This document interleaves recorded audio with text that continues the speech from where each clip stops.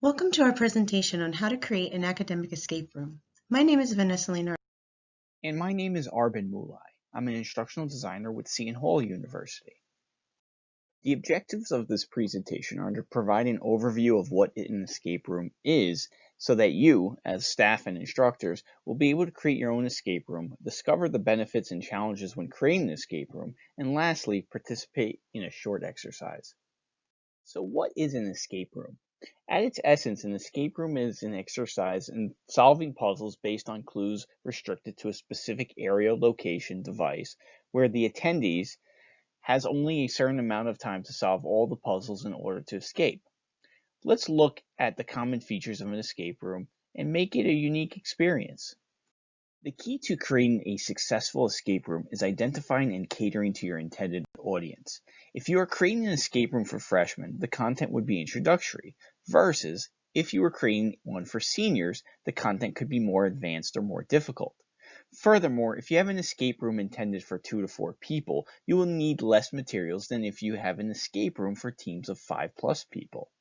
The more people, the more tasks you will have to create that separate and then bring them back together. Everyone should be working on something the entire time they are in the escape room. When designing an escape room, always consider the audience for which you are creating it for. Different audiences will have different goals and objectives. Let's talk about the common features of an escape room and what makes an escape room what it is. The first one is that it is timed.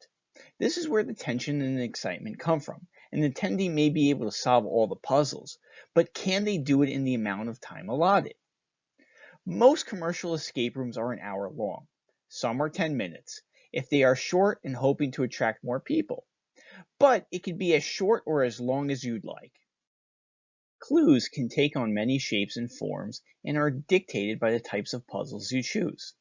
For an alphanumeric puzzle, a clue could consist of one letter being equal to a specific number, allowing the attendees to understand that the puzzle will require them to convert letters to numbers.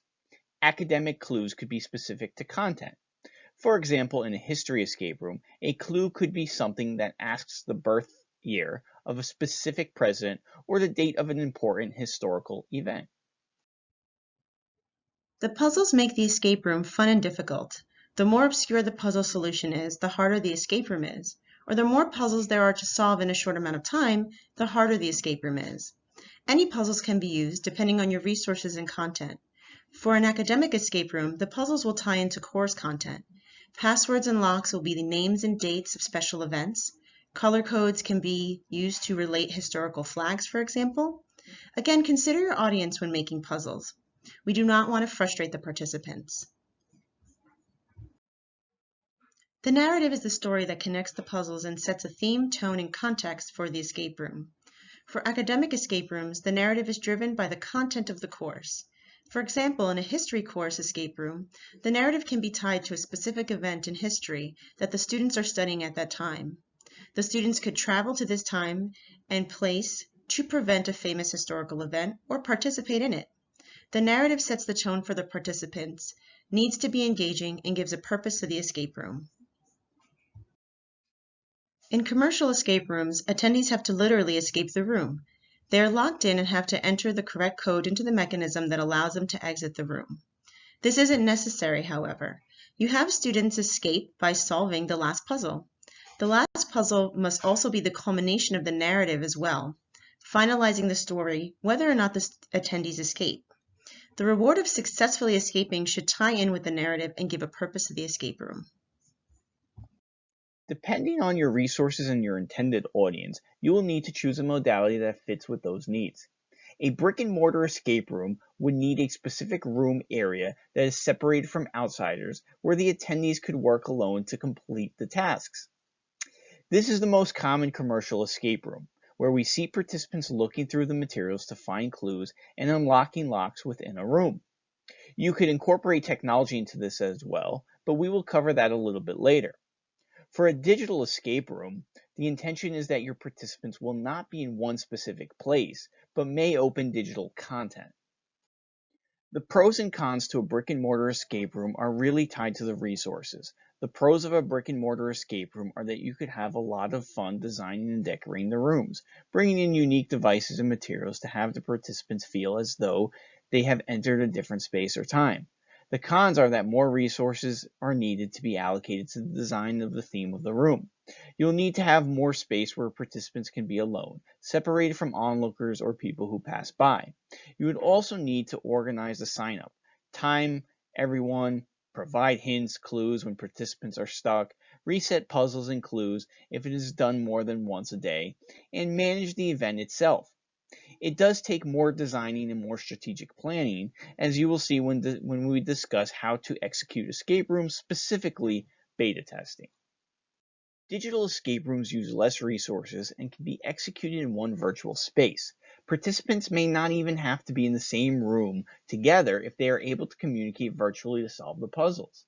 However, digital escape rooms don't provide the same experiences as a brick-and-mortar escape rooms do, especially those that are fully virtual. Having tangible items to hold and unlock is a visceral part of the escape room experience. Yet, with the right decision and design, digital escape rooms can be just as effective in incorporating academic content and team building. Let's review some tools that can be used to get you started. The first step in creating an escape room is starting with the parameters. What modality will you be working in? What resources are available to you? Who will be participating in the escape room? What story will you tell? What puzzles would you like to use? And how many people do you anticipate participating at once and overall? After deciding the parameters, focus on the content that you want covered in the escape room. What materials do your students know?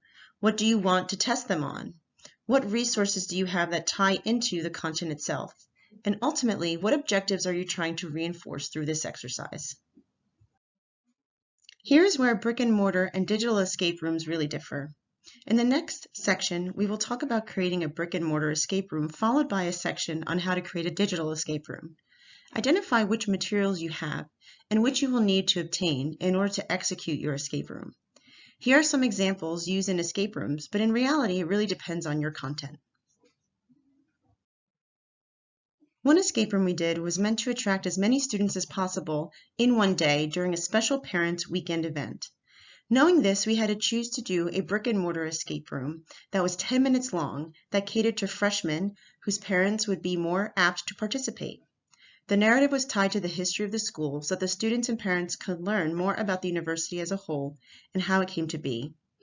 Having a wide range of participants, it was easier to choose typical locks for the puzzles so that there wasn't a technical issue to deal with, and it would be fast to reset 6 locks in a few minutes for the next group. We knew it couldn't be too complicated because there needed to be a quick turnaround time. Using resources from Breakout EDU allowed us to get started, and other elements were added as we went along. The room was kept at 5 people since it was expected that families would at least be 2 people and go up to 4 or 5 if there were siblings along. The narrative followed the school pirate being jailed for stealing the captain's treasure, and the students and their families had to free him from the brig before time was up. Because Seton Hall's mascot is a pirate, this theme and narrative tied into the content perfectly. Let's discuss how you can start creating your brick and mortar escape room. Construct a layout of your room via Sketch or online. You want to try and split up the materials that reference each other to increase difficulty of the puzzles. If you're having a team come in, spread the contents apart so that people can do activities independent of one another versus having to wait their turn or be huddled in one space.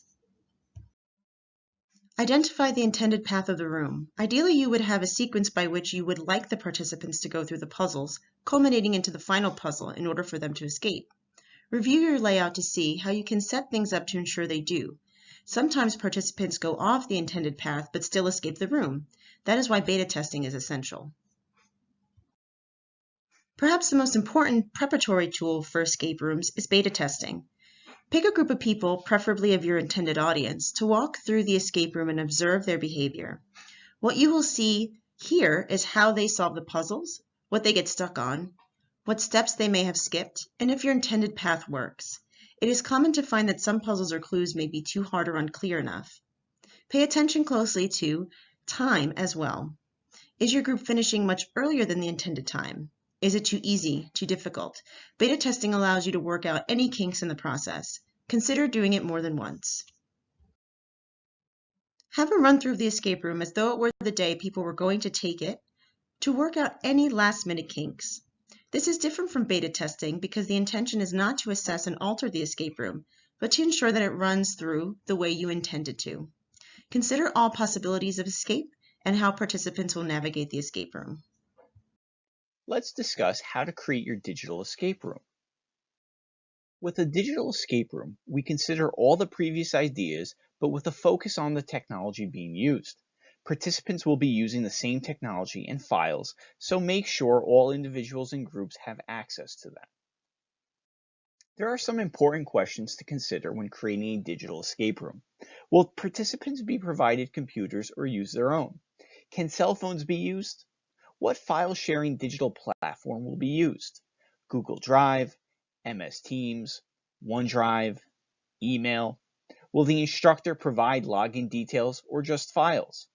There may be other questions to consider that are specific to your content or technological needs. Once logistics are solved, start developing. Provide participants with clues and a path to get started. Share files, documents, using one of the file sharing digital platforms. Students can solve digital puzzles and unlock PDFs, Word docs for the next clue.